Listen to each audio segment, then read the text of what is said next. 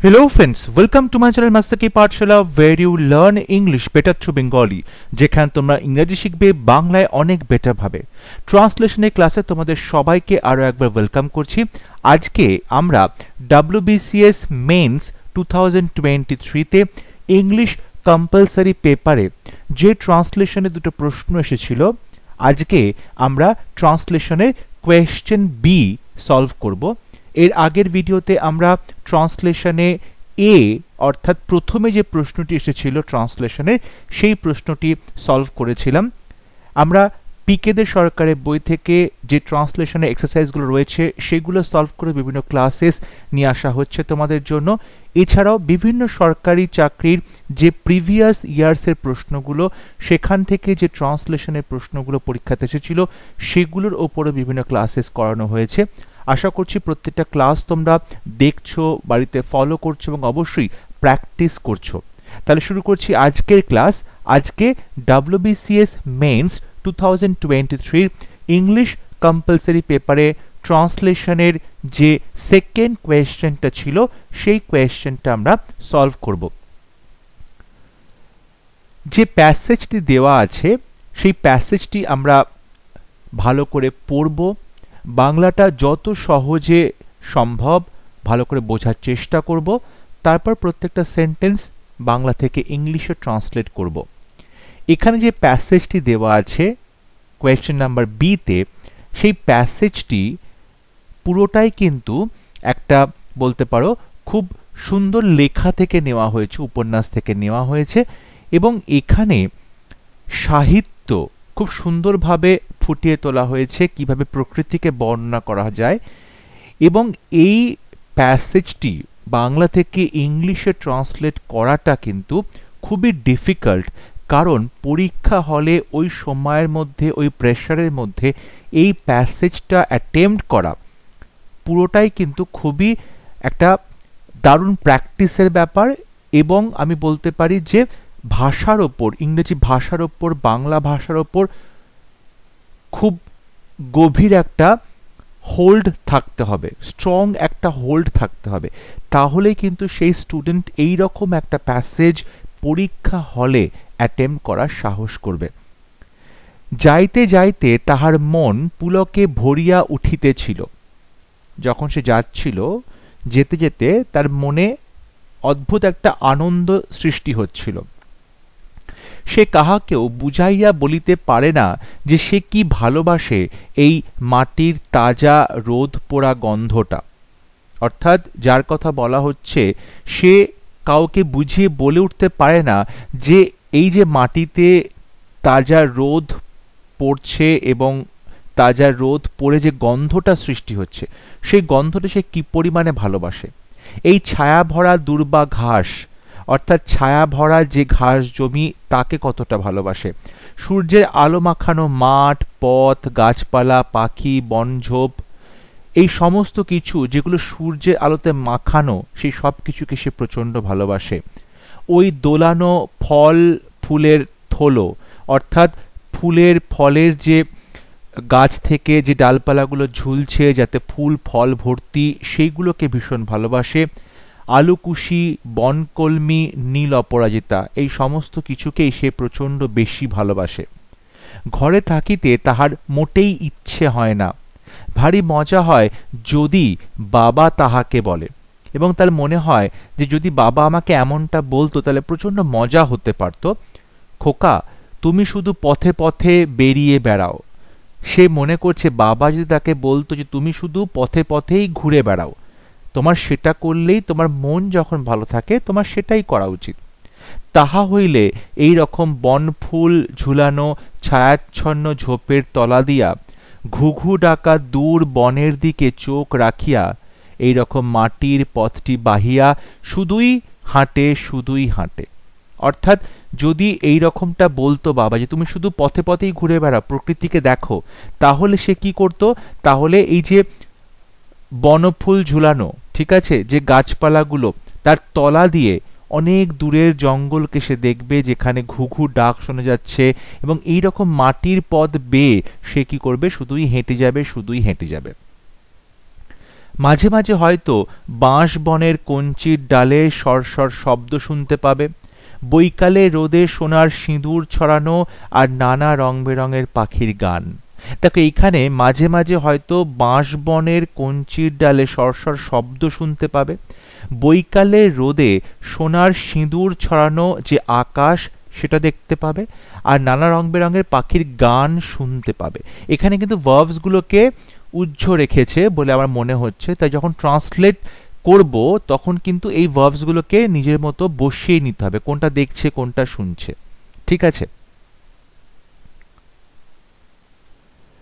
প্রথম সেন্টেন্স, যাইতে যাইতে তাহার মন পুলকে ভরিয়া উঠিতেছিল। আমরা এটা পাস্ট কন্টিনিউয়াস টেন্সে লিখব। তাহলে তার মন, হিজ হোল ইনসাইড, এই যে তার ভেতরে পুরো সত্তাটা, তাহলে হিজ হোল ইনসাইড, কিংবা যদি সহজে লিখতে চাও হিজ মাইন্ড, ভরিয়া উঠিতেছিল, এটা পাস্ট কন্টিনিউয়াসের প্যাসিভ ফর্ম, উঠিতেছিল। So was being, be verb, তারপরে বিইং এবং তারপরে ভার্বের থার্ড ফর্ম। পুলকে ভরে ওঠা মানে ইলেটেড হচ্ছিল, খুব হ্যাপিনেসে ভরে যাচ্ছিল, আনন্দিত হচ্ছিল, ওয়াজ বিইং ইলেটেড, কিংবা ভরে যাচ্ছিল যেটা বলা হয়েছে ওয়াজ বিইং ফিল্ড উইথ ডিলাইট, আনন্দের সঙ্গে ভরে যাচ্ছিল, পুলকে ভরে যাচ্ছিল। সো হিজ হোল ইনসাইড কিংবা মাইন্ড ওয়াজ বিইং ইলেটেড কিংবা বিইং ফিল্ড উইথ ডিলাইট, যাইতে যাইতে, ওয়াইল গোয়িং, যখন সে যাচ্ছিল, ওয়াইল গোয়িং। সে কাহাকেও বুঝাইয়া বলিতে পারে না যে, he could not make anyone understand, কাউকেও বুঝিয়ে বলতে পারে না, তার মানে he could not make anyone understand. এখানে মেক ভার্ব দিয়ে আমরা এভাবে যে কাউকে দিয়ে কোনো কাজ করে নেওয়া, সে অর্থে আমরা মেক ব্যবহার করতে পারি। So he could not make anyone understand, সে কাউকে দিয়ে বোঝাতে পারে না, কাউকে বুঝিয়ে বলতে পারে না যে সে কি ভালোবাসে, মানে সে প্রচন্ড ভালোবাসে। তাহলে হাউ মাচ হি লাভস, সে ভালোবাসে, আমরা এটা সিম্পল প্রেজেন্ট টেন্সে লিখব, হাউ মাচ হি লাভস এই মাটির তাজা রোদ পোড়া গন্ধটা। তাহলে গন্ধটা কি, দি ফ্রেশলি, মানে তাজা যেটাকে বলা হচ্ছে, ফ্রেশলি সানবার্নড, রোদে পোড়া, ফ্রেশলি সানবার্নড, তাজা রোদ পোড়া, স্মেল অফ সয়েল, মাটির যে গন্ধ, তাহলে সানবার্ন স্মেল অফ সয়েল, মাটির তাজা রোদ পোড়া গন্ধটা।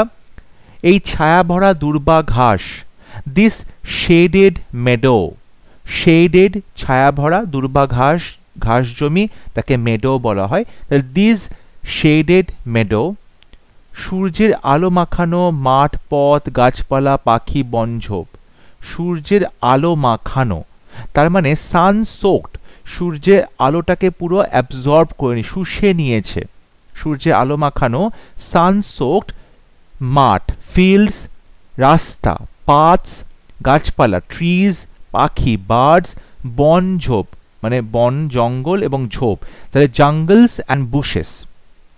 তাহলে বলতে পারি sun soaked fields, paths, trees, birds, jungles and bushes. ওই দোলানো ফল ফুলের থলো, দোজ ড্যাংলিং, দোলানো ঝুলছে দুলছে, ড্যাংলিং ব্রাঞ্চেস, অর্থাৎ যে গাছের ডালপালাগুলো, ড্যাংলিং ব্রাঞ্চেস যেগুলো ভর্তি আছে ফুল এবং ফলে, full of flowers and fruits. তাহলে those dangling branches full of flowers and fruits.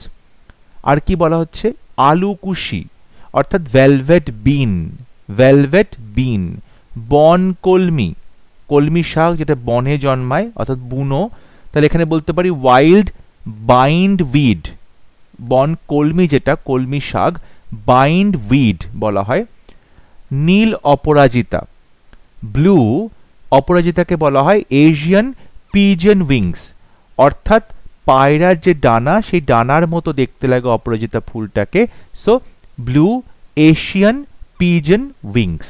তাহলে সেন্টেন্সটা দাঁড়ালো, he could not make anyone understand how much he loves the freshly sunburned smell of soil, this shaded meadow, sun-soaked fields, paths, trees, birds, jungles and bushes, those dangling branches full of flowers and fruits, velvet bean, wild bindweed, blue Asian pigeon wings. পরের sentence, ঘরে থাকিতে তাহার মোটেই ইচ্ছে হয় না।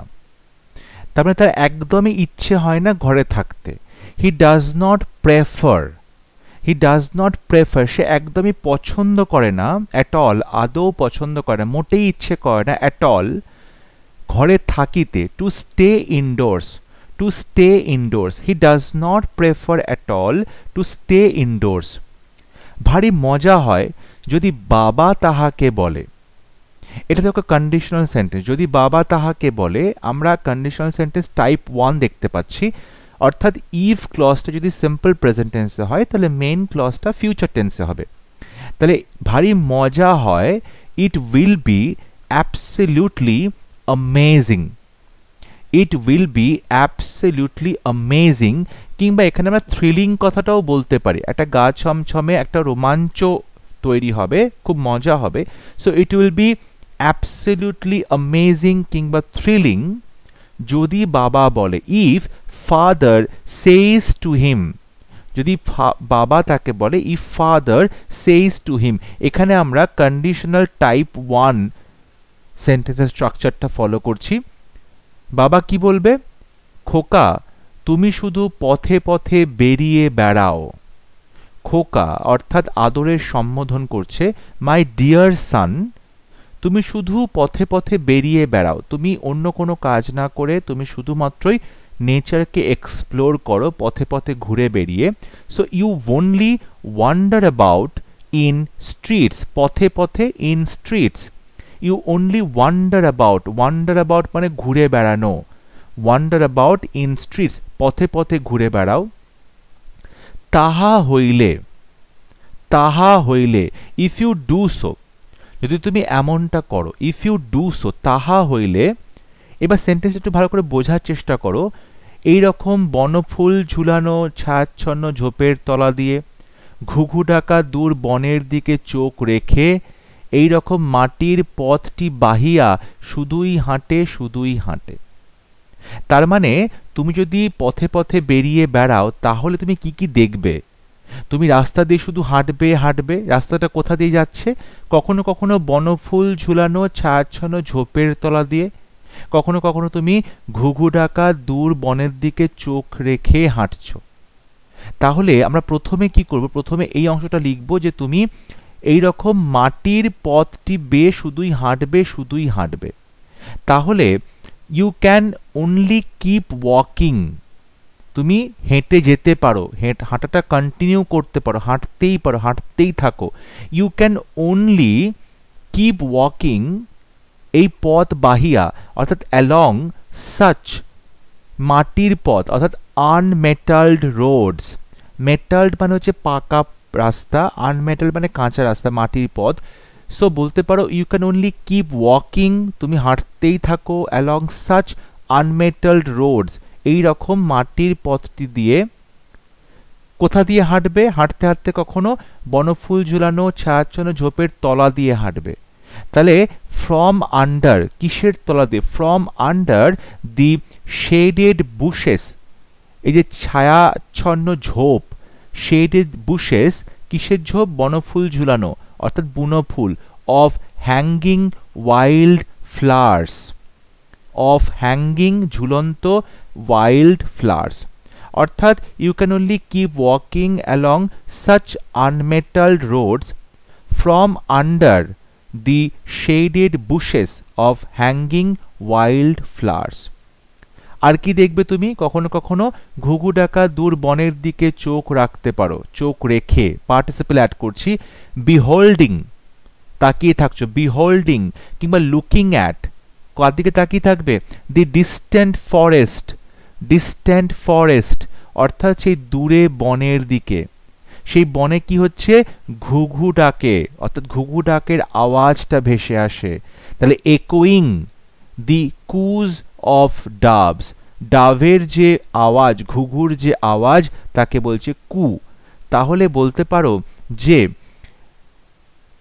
বিহোল্ডিং বা looking at participle যুক্ত করা হচ্ছে, মানে সেই দিকে তাকিয়ে, বিহোল্ডিং বা looking at the distant forest echoing the coos of doves. My dear son, you only wander about in streets. If you do so, you can only keep walking along such unmetalled roads from under the shaded bushes of hanging wildflowers, beholding কিংবা looking at the distant forest, echoing the coos of doves. মাঝে মাঝে হয়তো বাঁশ বনের কঞ্চির ডালে সরসর শব্দ, বৈকালে রোদে সোনার সিঁদুর ছড়ানো আর নানা রং বেরঙের পাখির গান। অর্থাৎ যখন তুমি হাঁটছো, হেঁটে চলেছো, তখন তুমি কি কি শুনবে? তুমি কখনো কখনো বাঁশবনের কঞ্চির ডালে সরসর শব্দ শুনতে পেলে। সো মাঝে মাঝে সামটাইমস মেবি হয়তো তুমি শুনতে পাবে, you can hear the Rasel, এই যে সরসর শব্দ, রাসেল কোত্থেকে আসছে? কঞ্চির ডাল থেকে। Coming out from the bamboo twigs, কঞ্চির ডাল, ব্যাম্বু টুইগস, কচি যে বাঁশ, ঠিক আছে, ব্যাম্বু টুইগস, বাঁশ বনের, of bamboo forest.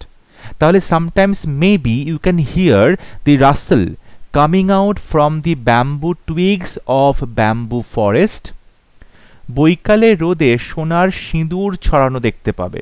You can see the afternoon sky. দেখো, বৈকালের রোদটা সিঁদুর ছড়িয়ে রেখেছে কোথায়? বিকেলের আকাশে। তাহলে the afternoon sky is suffused with, মানে you can see the afternoon sky, তুমি দেখতে পাবে আফটারনুন স্কাইটাকে সাফিউজড উইথ, এখানে একটা ফ্রেজ অ্যাড করা হচ্ছে। স্কাইটা কি আছে? সাফিউজড উইথ গোল্ডেন ভার্মিলিয়ন, এই যে সোনার সিঁদুর ছড়ানো, তাহলে সাফিউজড উইথ ভর্তি আছে, ফিল্ড উইথ গোল্ডেন ভার্মিলিয়ন, যে ভার্মিলিয়নটা কি হচ্ছে না বৈকালের রোদে ছড়িয়ে পড়ছে। তাহলে স্পিলিং ইনটু, ছড়িয়ে পড়া, স্পিলিং ইনটু কিংবা ওভারফ্লোয়িং ইনটু দি ইভিনিং সান, অর্থাৎ বিকেলের রোদে, ইভিনিং সান। তাহলে বলতে পারো যে বিকেলের যে আকাশটা, দি আফটারনুন স্কাই, যেটা সাফিউজড উইথ, পরিপূর্ণ আছে গোল্ডেন ভার্মিলিয়ন, অর্থাৎ সোনার সিঁদুর ছড়ানো অবস্থায়, উইথ গোল্ডেন ভার্মিলিয়ন, যেটা ছড়ানো আছে স্পিলিং ইনটু বা ওভারফ্লোয়িং ইনটু দি ইভিনিং সান। আর কি আছে? নানা রঙের পাখির গান শুনতে পাবে। অ্যান্ড অলসো ক্যান হিয়ার, তুমি এটাও শুনতে পাবে, টুইটারিং, পাখির গান, twittering of various colourful birds, রং বেরঙের পাখি। তাহলে টুইটারিং, পাখির গান, twittering of various colourful birds, রং বেরঙের পাখি, ভেরিয়াস, বিভিন্ন রঙের, colourful birds. So sometimes maybe you can hear the rustle coming out from the bamboo twigs of bamboo forest. You can see the afternoon sky suffused with golden vermilion, spilling into kingba overflowing into the evening sun, and also can hear twittering of various colorful birds. I hope আজকে class তোমাদের ভালো লেগেছে। আজকে প্যাসেজটা কিন্তু বেশ difficult ছিল এবং সেন্টেন্সগুলো খুবই বড় বড় ছিল, কিন্তু প্রচুর ছোট ছোট পার্টস ছিল সেন্টেন্সে। সুতরাং সেই পার্টসগুলোকে তোমরা ফলো করো, কিভাবে প্রত্যেকটা পার্টস পরপর লিখে একটা গোটা সেন্টেন্স তৈরি করা হচ্ছে, সেই টেকনিকগুলো তোমরা অবশ্যই শেখার চেষ্টা করো। যদি ভিডিওটি ভালো লাগে, ভিডিওটি লাইক করবে, শেয়ার করবে এবং আমার চ্যানেলটি সাবস্ক্রাইব করতে ভুলবে না। পরবর্তী লেসনে খুব শীঘ্র দেখা হবে। ততক্ষণ সবাই ভালো থাকবে, সুস্থ থাকবে। Thank you.